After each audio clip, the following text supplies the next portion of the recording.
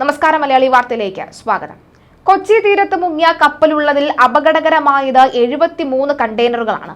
മുങ്ങിയ ചരക്ക് കപ്പലുമായി ബന്ധപ്പെട്ട ലഭ്യമായ എല്ലാ വിവരങ്ങളും ജനങ്ങളെ അറിയിക്കണമെന്ന് കഴിഞ്ഞ ദിവസമാണ് ഹൈക്കോടതി നിർദ്ദേശിച്ചത്. കപ്പലിലുണ്ടായിരുന്ന കാർഗോ, കടലിൽ വീണ വസ്തുക്കൾ, സമുദ്ര ആവാസ വ്യവസ്ഥയ്ക്കും ജീവനുകൾക്കും ഏൽപ്പിക്കുന്ന ആഘാതം തുടങ്ങിയവ അറിയിക്കണമെന്നാണ് നിർദ്ദേശം. സർക്കാരിന്റെ ഔദ്യോഗിക വെബ്സൈറ്റിലും വിവരങ്ങൾ പ്രസിദ്ധീകരിക്കണമെന്നും കോടതി നിർദ്ദേശിച്ചിരുന്നു. ഇതിന് പിന്നാലെയാണ് സർക്കാർ വിവരങ്ങൾ പ്രസിദ്ധീകരിച്ചത്. കണ്ടെയ്നറുകളുടെ സമ്പൂർണ്ണ പട്ടിക പിന്നാലെ പുറത്തുവന്നു. 60 കണ്ടെയ്നറുകളിൽ അടങ്ങിയിരിക്കുന്നത് അപകടകരമായിട്ടുള്ള പോളിമർ അസംസ്കൃത വസ്തുക്കളാണ്. 13 എണ്ണത്തിൽ കാൽസ്യം കാർബൈഡും അടങ്ങിയിട്ടുണ്ട്. ഇതും അപകടകരമാണ്. അതേസമയം 4 കണ്ടെയ്നറുകളിൽ കശുവണ്ടി, 46 എണ്ണത്തിൽ തേങ്ങയും നട്ട്സുമാണ്. 87 എണ്ണത്തിൽ തടി എന്നിവയാണ് അടങ്ങിയിരിക്കുന്നത്. 71 എണ്ണത്തിൽ കണ്ടെയ്നറുകളിൽ സാധനങ്ങളെ ഇല്ല. ജനജീവിതത്തെ ബാധിക്കുന്നതാണ് കപ്പൽ അപകടമെന്നും വിവരങ്ങൾ അറിയാൻ ജനങ്ങൾ അവകാശമുണ്ടെന്നും വ്യക്തമാക്കിയാണ് ഹൈക്കോടതിയുടെ നടപടി. MSC എൽസ 3 എന്ന കപ്പൽ മുങ്ങിയതുമായി ബന്ധപ്പെട്ട് ലഭ്യമായ എല്ലാ വിവരങ്ങളും ജനങ്ങളെ അറിയിക്കണമെന്നാണ് ചീഫ് ജസ്റ്റിസ് നിതിൻ ജംദാർ ഉൾപ്പെടെ ഡിവിഷൻ ബെഞ്ചിന്റെ നിർദ്ദേശം. 643 കണ്ടെയ്നറുകളാണ് കപ്പലിൽ ഉണ്ടായിരുന്നതെന്ന് സർക്കാർ പറയുമ്പോൾ 640 കണ്ടെയ്നറുകളിലെ വിവരങ്ങളാണ് കപ്പൽ അധികൃതർ കൈമാറിയിട്ടുള്ളത്. 13 കണ്ടെയ്നറുകളിൽ ഉള്ളത് കാൽസ്യം കാർബൈഡ് എന്ന രാസവസ്തുവാണ്. ഇത് വെള്ളവുമായി ചേർന്ന് പ്രവർത്തിക്കുമ്പോൾ ഉണ്ടാകുന്ന അസറ്റിലൈൻ വാതകം മനുഷ്യ ശരീരത്തിന് ഹാനികരമാണ്. കൊച്ചി തീരത്ത് നിന്ന് 38 നോട്ടിക്കൽ മൈൽ, അതായത് 70.37 കിലോമീറ്റർ അകലെ വെച്ച് മെയ് 24-നാണ് കപ്പൽ ആദ്യം ചെരിഞ്ഞതെന്നും പിന്നീട് പൂർണ്ണമായി മുങ്ങുകയും ചെയ്തത്. കാൽസ്യം കാർബൈഡുള്ള 13 കണ്ടെയ്നറുകളിൽ 7 എണ്ണമാണ് കടലിൽ വീണത്. ബാക്കിയുള്ളവ കപ്പലിൽ തന്നെയാണ് ഇപ്പോഴും ഉള്ളത്. ക്യാഷ് എന്ന് രേഖപ്പെടുത്തിയ 4 കണ്ടെയ്നറുകളാണ് ഉള്ളത്. 71 കണ്ടെയ്നറുകൾ കാലിയുമാണ്. 46 എണ്ണത്തിൽ തേങ്ങയും കശുവണ്ടിയുമുണ്ട്. 87 കണ്ടെയ്നറുകളിൽ തടിയും 60 എണ്ണത്തിൽ പോളിമർ അസംസ്കൃത വസ്തുക്കളും ഒക്കെയാണ്.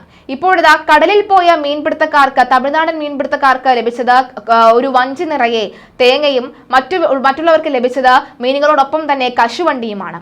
എന്തായാലും ഇവയൊക്കെ തന്നെ തിരിച്ചു കിട്ടാൻ തുടങ്ങിയെന്നതാണ് ഇപ്പോൾ വരുന്ന വിശദാംശം. ഇവയൊക്കെ തന്നെ നമ്മുടെ മനുഷ്യ ശരീരത്തിന് ഹാനികരമല്ലെങ്കിൽ പോലും ഹാനികരമായിട്ടുള്ള രാസവസ്തുക്കളുണ്ട്.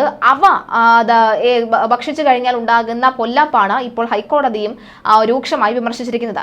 കപ്പൽ അപകടത്തെ തുടർന്നുള്ള മാലിന്യം നീക്കാൻ നടപടി സ്വീകരിക്കണമെന്നും മത്സ്യത്തൊഴിലാളികൾക്കായി നഷ്ടപരിഹാര പുനരധിവാസ പദ്ധതി നടപ്പാക്കണമെന്നുമാണ് ഹർജിയിലെ പ്രധാന ആവശ്യം. അഴീക്കൽ മത്സ്യബന്ധന തുറമുഖത്ത് നിന്നും മത്സ്യബന്ധനത്തിന് പോയ മത്സ്യത്തൊഴിലാളികൾക്കാണ് മത്സ്യത്തോടൊപ്പം കശുവണ്ടിയും ലഭിച്ചത്. ബോട്ടിലും വള്ളങ്ങളിലും പോയവർക്കാണ് കശുവണ്ടി ലഭിച്ചത്. കടലിൽ ചരക്കു കപ്പൽ മുങ്ങിയതിനെ തുടർന്ന് കടലിൽ വീണ കണ്ടെയ്നറിൽ നിന്നും പോയതാണ് എന്ന് കരുതുന്നുണ്ട്. ചെറിയ അഴീക്കിൽ നിന്നും പോയ ബോട്ടിലെ വലയിലാണ് മത്സ്യത്തോടൊപ്പം തന്നെ കശുവണ്ടിയും കൂടുതലായി ലഭിച്ചത്.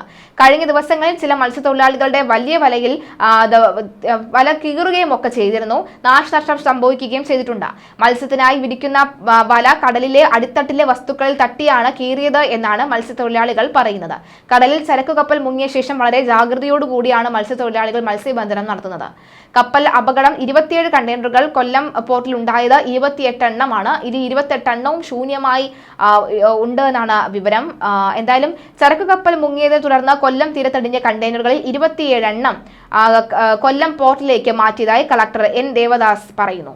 നാശനഷ്ടം കണക്കാക്കി റിപ്പോർട്ട് സമർപ്പിക്കാൻ ബന്ധപ്പെട്ട ഉദ്യോഗസ്ഥരെ ചുമതലപ്പെടുത്തി.